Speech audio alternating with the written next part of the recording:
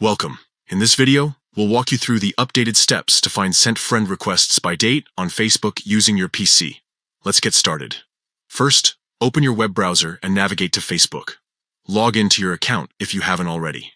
Once you're on the home page, look towards the top right corner of the screen. Click on your profile photo or icon to open a drop-down menu. From this menu, select Settings and Privacy, and then click on Activity Log. This will take you to a page where all your Facebook activity is organized. Next, on the left-hand side of the screen, locate the Connections section. Under this category, click on Friends. A new set of options will appear.